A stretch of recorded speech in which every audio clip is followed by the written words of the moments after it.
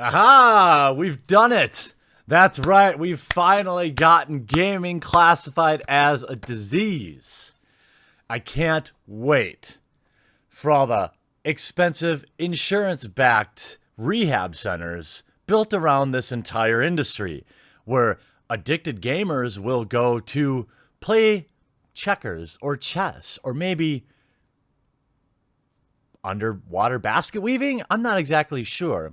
But I can promise you this, when the first one opens in the United States, and it will, they're going to have a long waiting list. The World Health Organization has now classified gaming disorder. It is now a recognized illness according to the World Health Organization.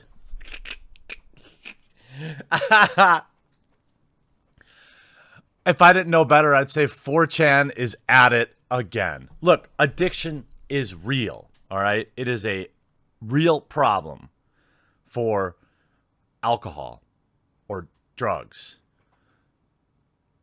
It's not for video games. It's called doing something you enjoy and making poor decisions, but you are not physically addicted to video games. You don't go through real withdrawals from playing video games. The World Health Organization has decided to add gaming disorder to its list of recognized illnesses. The 194 members of the group made the decision today in the 72nd World Health Assembly. WHO agreed to adopt the 11th revision of the International Statistical Classification of Diseases and Related Health Problems.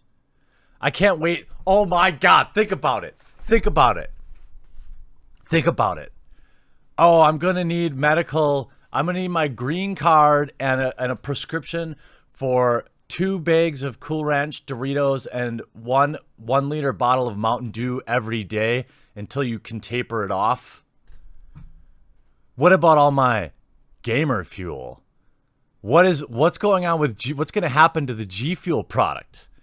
There's going to be a whole secondary synthetic G Fuel market where people get something that tastes kind of like G Fuel, but it doesn't actually fuel the gamer part. It'll just be called fuel. A pattern of persistent or recurring gaming behavior, which may be online, over the internet, thanks for clarifying that, or offline, manifested by, are you ready for this? Impaired control over gaming. Example, onset, frequency, intensity, duration. Increasing priority given to gaming to the extent that gaming takes precedence over life interests and daily activities. That's right. All those bad articles now. Think about it. All those gamers bad. Guess what? All those bad articles now are attacking disabled people. I now have a world-recognized physical ailment. It is gaming addiction. And if you write any bad words about me, Kotaku, Polygon, Daily Dot, you're attacking a disabled man, a man with gaming addiction. Continuation or escalation of gaming despite the occurrence of negative consequence. So basically, they're just describing regular addiction and they're just inserting the word gaming. According to GameIndustry.biz, the WHO explained the decision to include gaming disorder was made by experts from different disciplines and regions. Was based on reviews of available evidence. In June 2018, the WHO finalized the ICD-11, and various video game industry organizations such as the ESA pushed back on the decision. That the ESA felt the decision in June recklessly trivializes real mental health issues like depression and social anxiety disorder.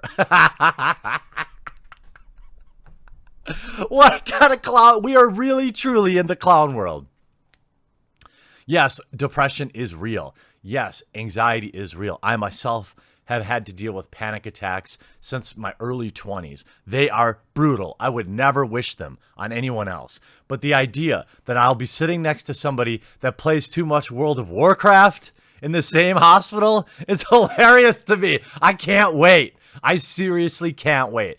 Actually, now that I'm thinking about it, maybe we should get together a little GoFundMe, buy an island for gamers where no video games exist. And we can all get our insurance companies to pay because we can get medically diagnosed. This is amazing. Gaming addiction has long been a problem for some and been highly debated and often topic discussed amongst health officials, gamers, researchers, and politicians. Look, it's video games. It's not heroin, okay? It's pretty clear. And then you can even see places like the South Korea coming out. South Korean games firms slam WHO decision to recognize gaming disorder as a disease. They're getting pretty woke. South Korean game companies reacted angrily on Sunday to the WHO organization's decision to officially recognize gaming disorder as a disease. A committee of 88 organizations, including the labor union of Korea's biggest game company, Nexon, opposed the decision by saying it would deprive a child's right to play, as decreed in Article 31 of the United Nations Convention of Rights of Child. We will do everything in our power to resist the domestic adoption of gaming disorder, and the committee announced in a statement. The committee, comprising of 56 organizations in the academia, labor unions, and game associations, as well as 32 universities nationwide with the game-related curriculum, said through statement, "This is a crisis for the entire Korean content industry." This is what we're spending time on in current year. The committee will hold a press event on Wednesday at the National Assembly to outline its upcoming moves against the WHO decision. On Saturday, members of the WHO unanimously voted for the adoption of the 11th revision of the International Classification of Disease, or ICD-11. At the 72nd, we already hit that. It defines addiction as impaired controlling over gaming to the extent that is evident for at least 12 months. Okay, so everyone, be very cautious now to make sure you start setting up your timelines. You start backfilling them with bad things that have happened to you due to your video game disorder.